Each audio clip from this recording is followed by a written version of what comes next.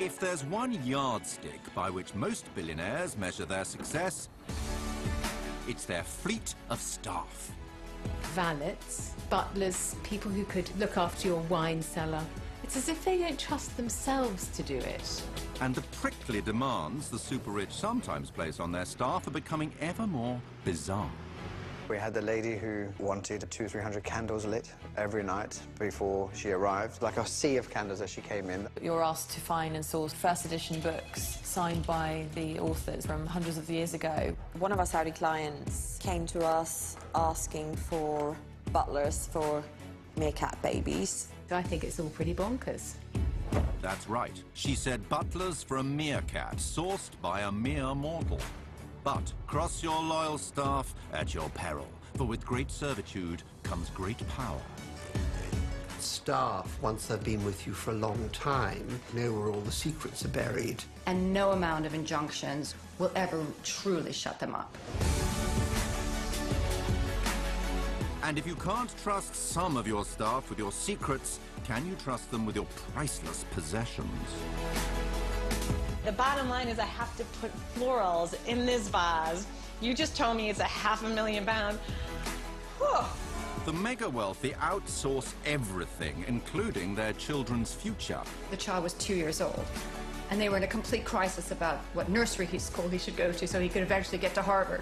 It's a world where any and every whim can be gratified by the click of a finger. There's only one moment of that day when the billionaire's not being attended by somebody else, and that's when he's in the John. And if they don't want to see it all go down the pan, the super rich require super staff.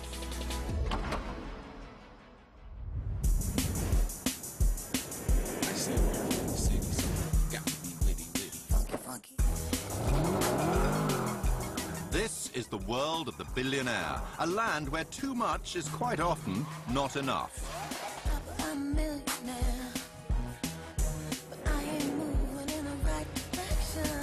To be merely big is banal to the super rich. Currently, the average billionaire is worth £1.79 billion, has 350 million sitting pretty in cash, and 4 luxury mansions worldwide averaging £14 million apiece. That's a lot of dusting.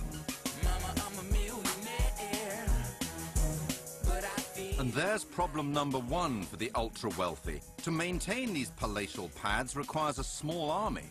The super rich have an inexhaustible appetite for staff. If you're very wealthy and you have 5 or 6 houses, it's like a company. There's the top person, which is usually like a house manager for all the houses. Then under him, there's a manager for each house, and then it goes down like that.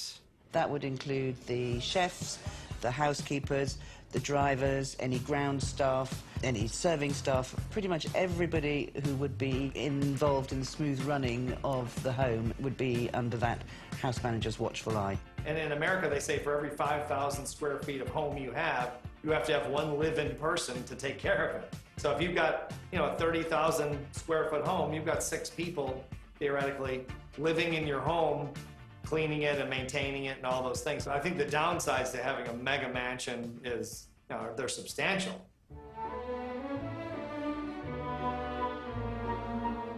I remember sitting by a pool in some estate in Oxfordshire, and this billionaire was on his BlackBerry the whole time, ordering canapes to be made by the cook, to be brought by the butler to us by the pool. And actually, it just creates work for them in the end. It takes a great deal of effort, actually, to run all these houses and run these families. These people actually effectively run their houses like people run their businesses. Well, the recent trend is that you have to have an assistant for an assistant. So the housekeeper needs a personal PA. So if you think about the super rich having to manage all the staff to maintain the staff, they're actually creating a sort of living nightmare of stress for themselves without really knowing it. And for what? With servants snowballing out of control, the financial titans of London are having to turn to fixers like Sara Vestin Rahmani, director of a luxury recruitment agency. Hello, the Bespoke Bureau. Lucy speaking. How can I help? The ultra high net worth individuals are looking for special touches in everything they do. So they come to us with all sorts of weird and wonderful requests. Right now, I have one client. This particular super rich client is looking for an action butler. So it's somebody who will accompany him to rock climbing, adventurous sports like skydiving and extreme skiing off-piste. But he also wants to take him raving because he likes electro music. If your billionaire friends don't share your hobbies, don't worry. You can always hire someone who does. One of our clients, she was a Middle Eastern principal, and she wanted to have a butler, confidant, who was a yoga instructor, could bake and do flower arranging. So, you know, at that instance, I'm going into the database and I find the female butlers and I say, do you do yoga? Yoga might be stretching things, but at least it's not, well, plain bonkers. We had a little bit of a challenge once when a very elderly lady in the Midlands rang in to say she wanted a butler who played the bagpipes. So the butler had to walk away from the house for half an hour in the morning from 7:30 till 8, and then at 8 o'clock he would play the bagpipes, walking slowly back to be under her bedroom window at 8:30, which would be her alarm clock, which is actually what I think happens to the Queen.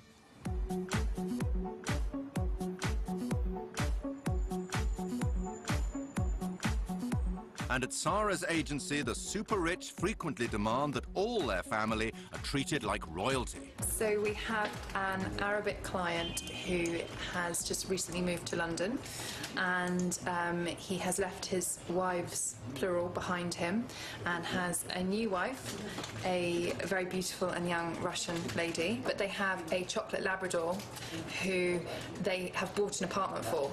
So he has his own pad. This dog has better house property than I do.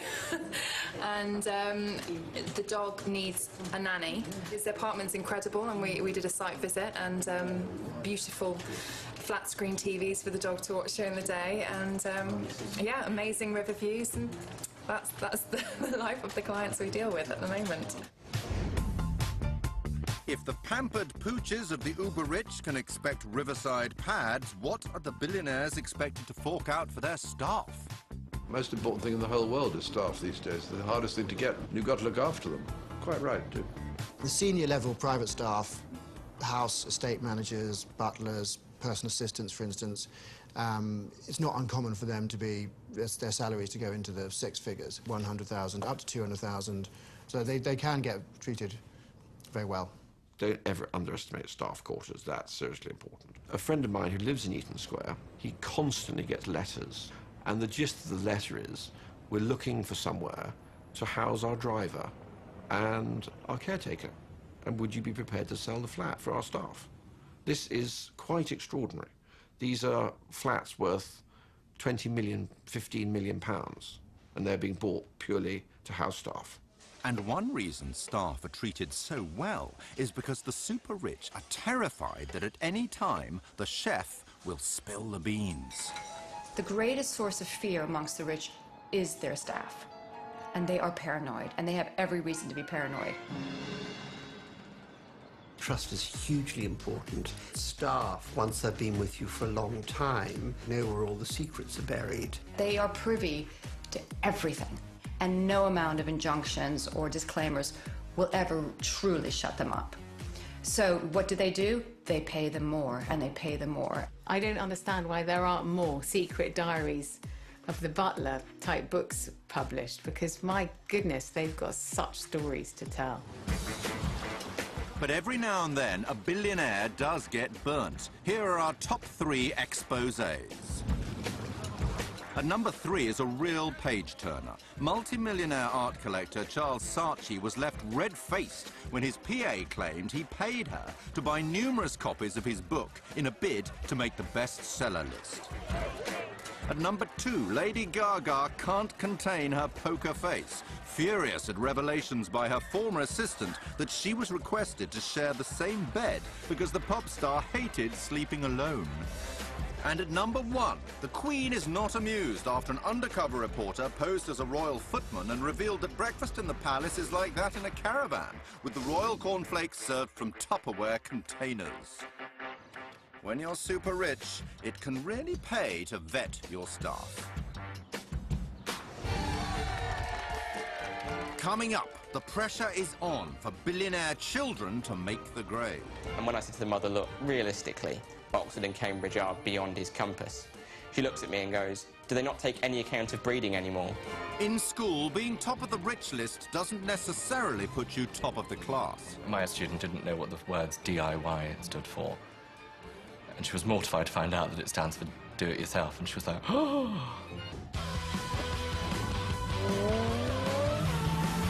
In the billionaire's world, cash buys kudos.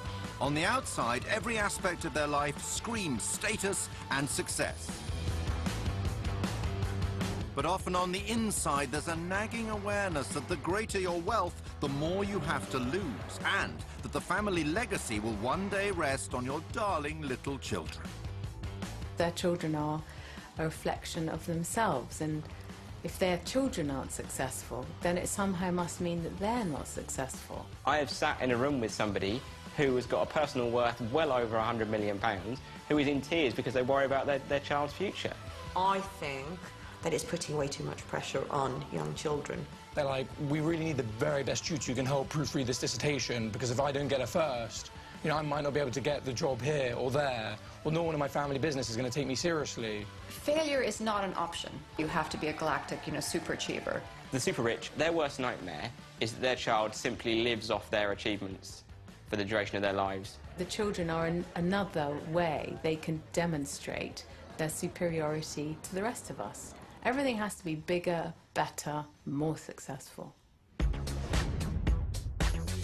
And the first measure of success for many children of the mega wealthy is to secure a place in the higher echelons of learning.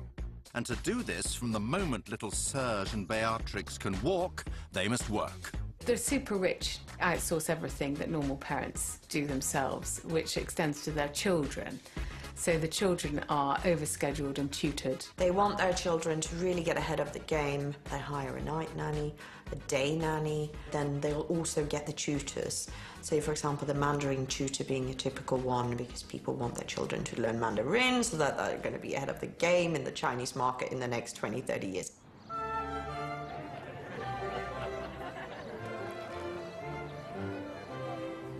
I was at a smart lunch in Oxfordshire, and suddenly a car drove up at 2 o'clock on the button. The children were taken away from the table to do Latin with the tutor that Roman Abramovich had used. So they didn't even get pudding, and they had to go off and sit in a dark dining room and do, Latin conjugations. The best story I heard was of a parent in Hampstead summoning one of the heads of these tutorial agencies, on a Sunday night, urgent, and he assumed that they were sitting the exam the next day, and he arrived, and the child was 2 years old. And they were in a complete crisis about what nursery school he should go to so he could eventually get to Harvard. That's how absurd this is. The super rich desperately hope that tutoring their spawn from first steps to kindergarten will secure that cherished place at Harvard or Cambridge. In the old days, in the 50s and 60s and maybe the 70s, if you were wealthy enough, if you made a nice chunky donation to the school or the college or the university, you could buy your way in, so it didn't really matter. But now that era is gone. So the rich are having to fight harder and harder to maintain this privilege, which many of them think is their God-given right. This extreme pressure has led to the rise of the super tutor, a modern-day superhero who swoops in to pour Pythagoras into the privileged. A super tutor is someone that has a proven track record of taking a student who is struggling. For example, I had a student who was sat on 3 U's, and in 5 weeks I got them from 3 U's to 3 C's. Now, I'm quite proud of that, because that was nothing short of a miracle. And such is the demand for the super tutor that it's become astonishingly big business. In the UK alone, private tutoring is now a £6 billion a year industry, with desperate parents offering huge wads of folding incentive. It can get very expensive. In some circumstances, there's, bidding wars for the very best tutors. There are a tiny, tiny minority of super tutors who earn enough whereby they can only work for the super rich, and they will charge £200, £300, £400 an hour. They're like, no, I like this tutor, I want this tutor. We're like, she's full, you can't have this tutor. And then they come back to us and say, listen, I'll pay double the rate. Some people have been given watches, pens with their names engraved in. Female tutors have had handbags, sort of Uber handbags, all that kind of thing. Sometimes people are paying really top dollar for their tutor. In the world of the super tutor, classrooms are swapped for country retreats, philosophy is taught on private jets, and mathematics, well, that's all at sea. 27-year-old super tutor Phineas Pett has just returned from teaching 2 young children on a private yacht in the French Riviera. Parents would often go off, they'd go to restaurants or go shopping, and whilst I was teaching the children for 8 hours a day, they had one friend over for half an hour on the whole of the 7 weeks. They sort of had a play and stuff like that, and then sort of the parents wrapped it up and had to go back to lessons. And in many cases, the young heirs of the super rich come pre-programmed with an eccentric knowledge base of their own. The oldest one said to me, Finn, at school, none of my friends know Louis Vuitton or Hermes or Chanel. They've never heard of any of these brands. And I said, well, it's because they're normal children, they're 11. He was like, I know, but it's just really weird. My children were obsessed by Abramovich. We even did a sort of slow sail by Eclipse, which is his huge yacht. Kind of bizarre, because I remember sort of saying, oh, hang on, are we going back into port? So, oh, no, we're just going to have a look around just in case there's any other boats that we know, or actually maybe the ones that we like the look of and we might buy in the future. I was like, right, thank you, 11-year-old, for telling me that.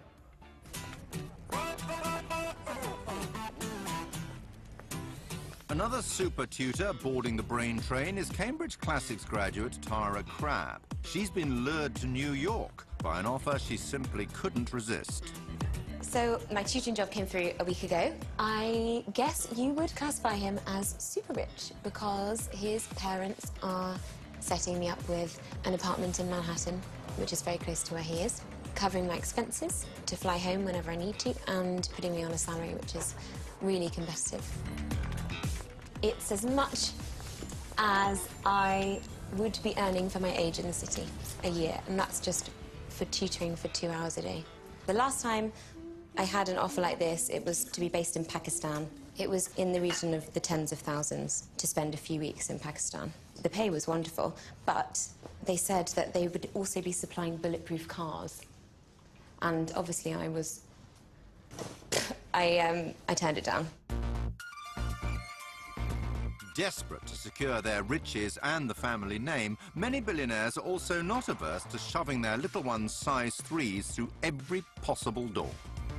So in the summers, they go to museums, they go to plays, they go to football games, but when they go to football games, they go behind the scenes and they meet the football players. They go to the World Cup. So when they are interviewed for their public school 2 months later and they say, well, how did you spend the summer? Out comes these wonderful stories of how I looked at the Klimt exhibit. And it reminded me of my recent visit to Vienna. But worryingly often, even the riches of Croesus sometimes prove futile in furnishing little Evgeny with any grip of the classics. I've often had children who will write an essay about caviar or endless holidays in Monte Carlo or yachts. Imagine if you're a GCSE examiner and the last thing you wanted to read about is some annoying child who's literally spelling the word privileged all over their paper. I think the worst thing that's ever been said to me is I was called a peasant. I mean, I wasn't really sure what to say to that. He was determined that I was a peasant because I earned less than his family. I did have this one girl who was at dissertation level, and we had this session, and she just turned to me and went, what, so you mean you're not actually going to write it for me? She was adamant that we'd been building up to this stage so that I could write it for her. And I mean, obviously there are tutors that do that. And that's what the rich truly believe, that somehow they can always get around the rules. And to a certain extent, I think it is true that they do, but there are times in which your child just isn't smart enough. And then they have to live with that. Coming up, to the billionaire, it's not just their treasured children who are closely guarded, but their actual treasures too. They must risk it all by putting their prized possessions in the hands of their staff. The bottom line is I have to put florals in this vase. You just told me it's £500,000. Whew.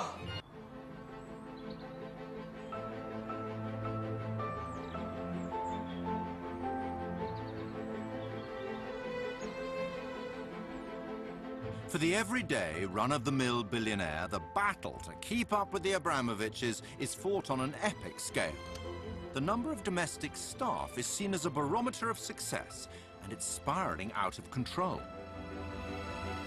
According to the International Guild of Professional Butlers, in the 1980s there were around 100 butlers employed in Britain. Today, there are over 10,000. They're calling this the Downton effect, with the new moneyed elite desperate to live like their well-heeled predecessors. I edited The Lady, and the classified ads were a real eye-opener because you realised that the upstairs-downstairs world was not just alive and kicking, it was thriving. There were still ads saying things like, "The Duchess of Bedford seeks lady's maid," as if it was Downton Abbey. We're living in a financial golden age, which in many ways has comparisons with the great Edwardian Victorian age. One of the biggest trends, it is the extraordinary numbers of staff that people will have. The demand that is out there for butlers, chefs, people who can come and polish your classic car collection, open the front door, all these things. And that's simply what it is. If you have then bought a 10-bedroom stately pile, you are going to need people to help run it. It's an accessory to that lifestyle that you've chosen to live. A lot of people buying, say, a 5,000-acre estate to do some shooting or something. That's quadrupled. But this invasion of city boys playing weekend squires is breeding resentment in staff quarters. There is old money, money that people have always had.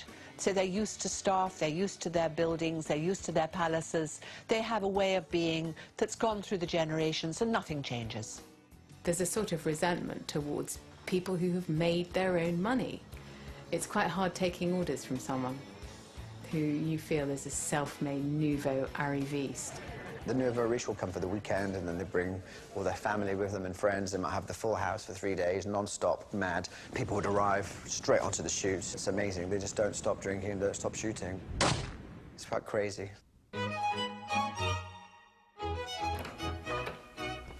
It's not just a home, but it is also a venue, visiting VIPs, celebrities, dignitaries, royalty, world leaders indeed, yeah. A private household is often run like a 5-star boutique hotel. It has the same standards that are required there in terms of, let's say, fresh flowers, fresh food, and top-range service. The standards are impeccable. For those who demand the more fragrant side of frippery, candle artisan Rachel Vosper will create bespoke aromas for their homes.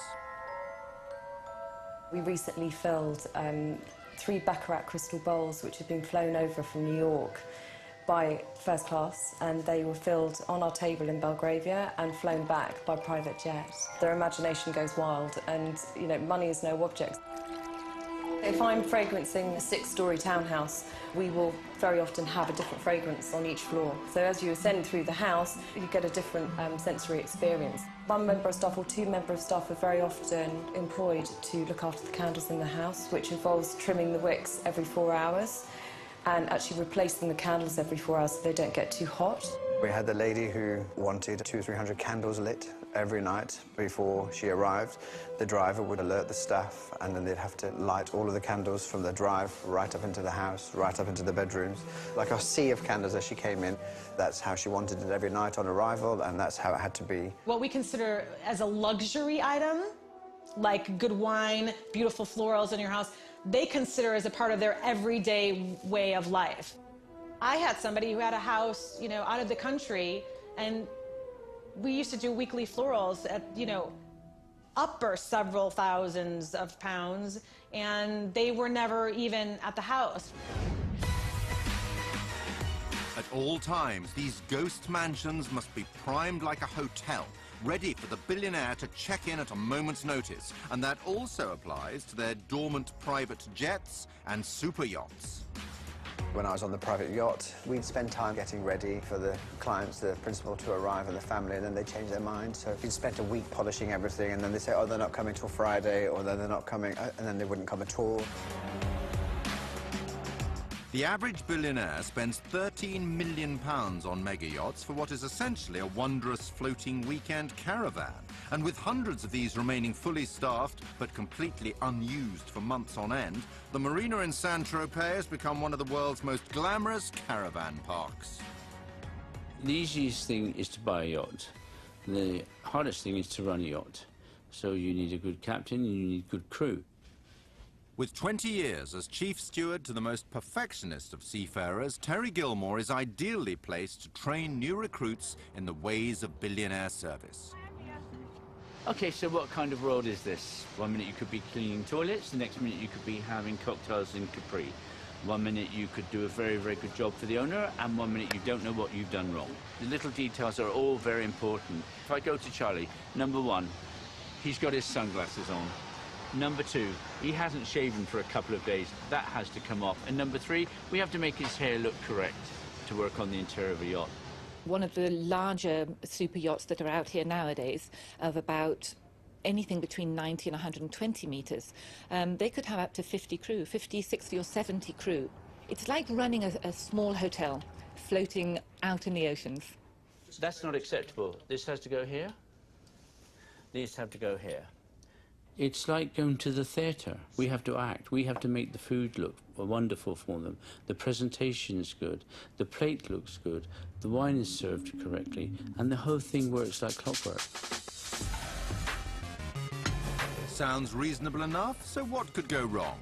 Well, pack your trunks, because when needs must, the super-rich occasionally have no qualms throwing their staff right in at the deep end. Literally. One family, they were out at sea, and Madame suddenly decided that she wanted to go for a swim. So one of the stewardesses spotted jellyfish in the water, and she got one of the other stewardesses to jump in front of Madame. They got stung to bits, didn't complain, just to make sure that Madame could go for a lovely little swim. And if you think Madame is asking a little much of her man Friday, well, up on the ski slopes, the uber-rich are taking their demands to whole new heights. I heard a wonderful story of a billionaire skiing in North America, where the individual had returned home after a day skiing with his family and couldn't find the keys to his Range Rover and had dropped them in 7 foot of snow. He called the concierge company. The concierge company got a helicopter with an extended magnet like they do to pick up cars in scrap heaps, and flew that around the property until the keys flew up from out the snow with the metal keyring and hit the magnet. So that's kind of expecting the best and getting the service that you require. It's obvious that billionaires are buying themselves unparalleled levels of service, staffed with grin and bear it ability. No task is too trying. Here are our top 3 outlandish staff jobs of the rich and shameless. At number 3, it's the extreme concierge service. Your wish is their command. Previous requests include securing dinner reservations for 2 on an iceberg, where at least the locals are already dressed as butlers. At number 2, it's Factor 50 Fonsworth Bentley, employed by rapper P. Diddy. His job? Sun technician. This chap's a high-end professional parasol holder. At number 1, and you won't find them on the comparison websites, it's your own personal insurance SWAT team. They like nothing more than to swoop in and sweep up the priceless art collections of the mega-rich in case of flood or fire.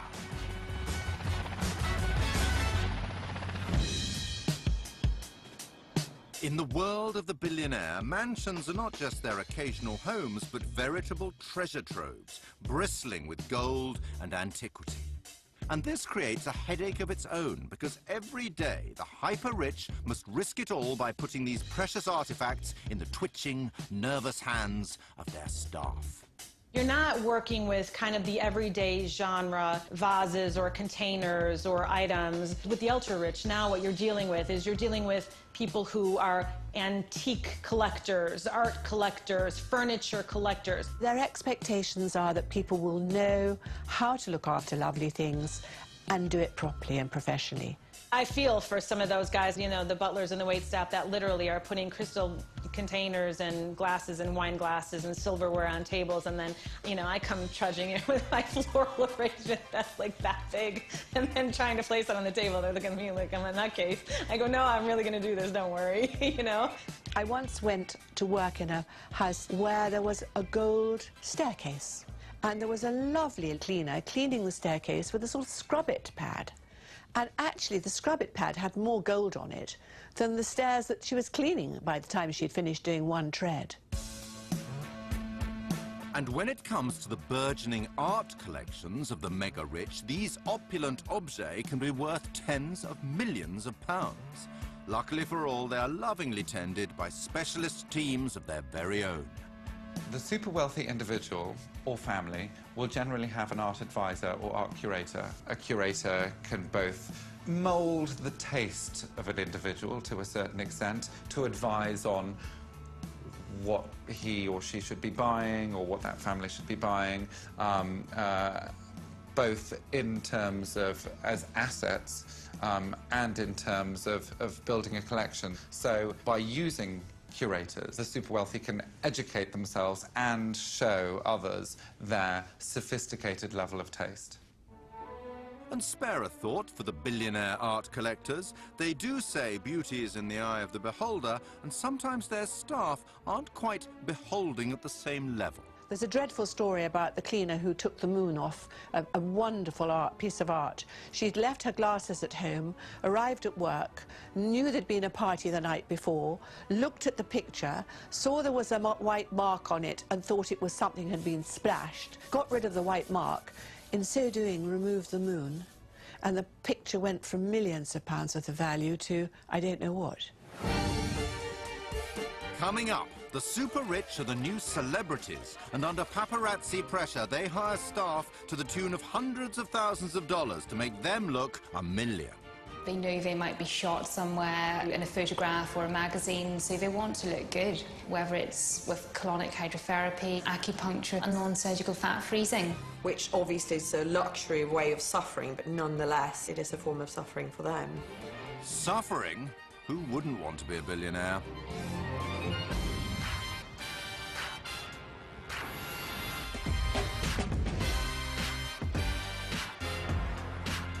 In London's platinum triangle of Mayfair, Belgravia and Knightsbridge, the wives of Russian oligarchs and Arab petro-billionaires are having to hire extra staff to help them deal with the unique demands that come with a life of luxury.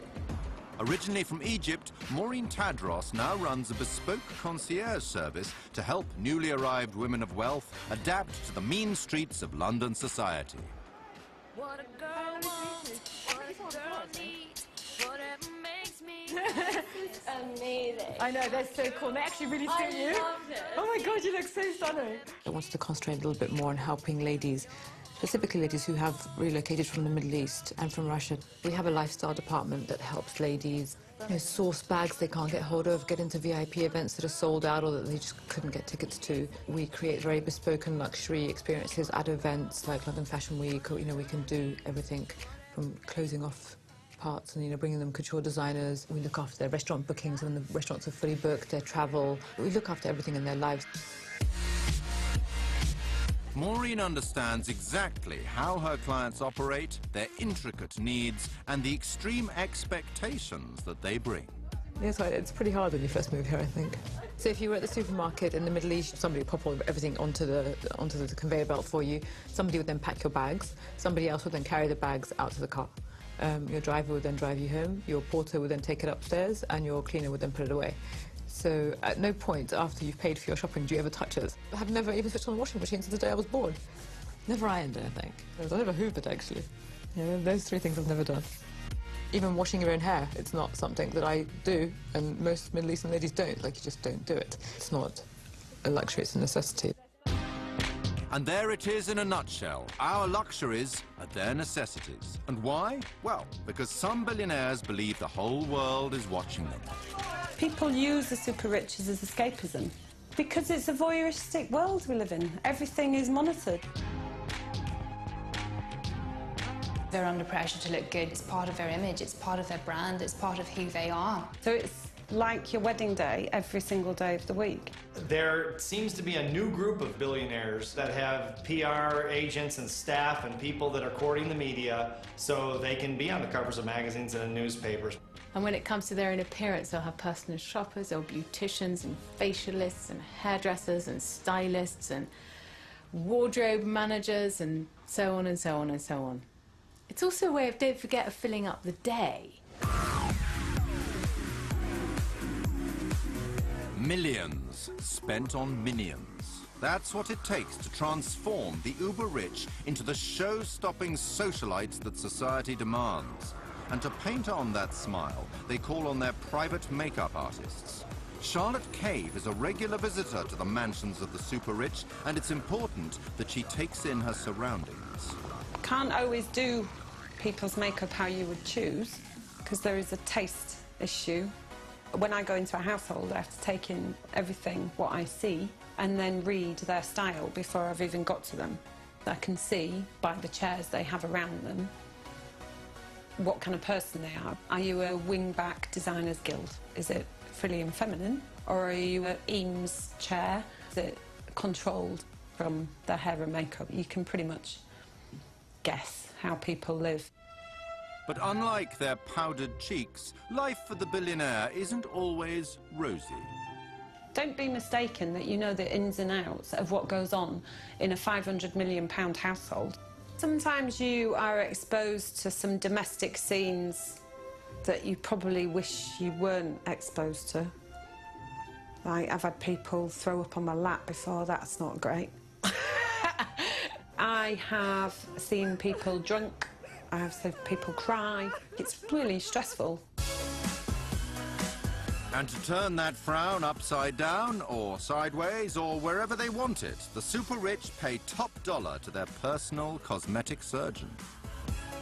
We get people who are getting into the cars in the morning or opening a compact and looking at their faces, and we do get emergency Botox calls. We get some females who come in and their mothers have actually brought them in their 20s to the surgeons and said, you're going to start having Botox now.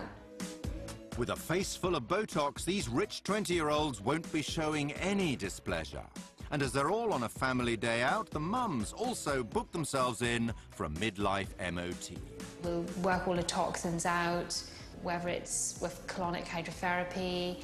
We'll get them in for some acupuncture if they're really stressed. We do cryogenic lipolysis as well, and that's non-surgical fat freezing. What happens is the fat is suctioned up and 2 metal plates freeze the fat down to about -5, so the fat cells die. So 4 to 6 weeks later, the toxins are removed from the body. And they pay for this, let's remember, wonderfully. And as always, in the insatiable world of billionaire one-upmanship, there's even one client that's taken her personal grooming to a level that is quite simply fabulous. Well, I have one lady who didn't like straighteners for her hair, so every morning the ironing board was put up in her dressing room and 2 pieces of brown paper were put on the ironing board. It was at a low height, and the client lay back on a sort of reclining chair with her hair on the ironing board between the 2 pieces of brown paper and was gently ironed by the housekeeper as the first job of the day. That's a little bit unusual.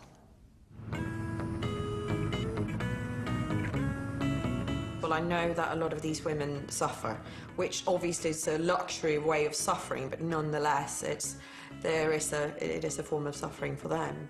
But actually, it doesn't change how you feel inside to try and maintain their youth, because you end up looking at the things that are wrong with you rather than focusing on the things that are right with you. We imagine if you're very wealthy, you're very secure about who you are. But most people are very insecure about who they are or what they look like. And it makes not the jot of difference, from what I can see, whether you're very rich or just normal. If it's a social event, you certainly will have, you know, the first wives with the younger wives, and I think sometimes there's a social pressure. If you're slightly older, you're going to feel more pressure to look good, because you might be standing beside a 20-year-old. Women in particular put way, way too much pressure on themselves. However many people you have around you telling you you're beautiful, wonderful, successful or whatever, unless you feel it doesn't make a jot of difference. So just, I think the problems get bigger, not smaller, if you're very wealthy. So, with every need attended to, are the very well off truly better off? I think it doesn't feel rewarding when you've spent a lot of time going out shopping and having lunches and dinners and coffees. When you haven't actually worked hard in the middle, it kind of just feels empty. If you've got a huge staff who are going to pamper you and they're going to provide you your food, they're going to clean your clothes, they're going to wash your floors, to a certain extent you become a bit redundant in your own home. I think having a lot of staff just breeds paranoia after a while, because now staff run you. You can end up with this sense of helplessness if we're sitting around waiting for other people to do things for us. Actually, our self-esteem actually lessens. We may give a sense of being high status, but we tend to actually internally feel less. The accretion of staff mirrors the accretion of things, and actually it just creates work for them in the end. I don't think I've met a single person who works for a very, very rich person who's happy. I'm waiting for the Confessions of a Tutor. I mean, that's the next bestseller.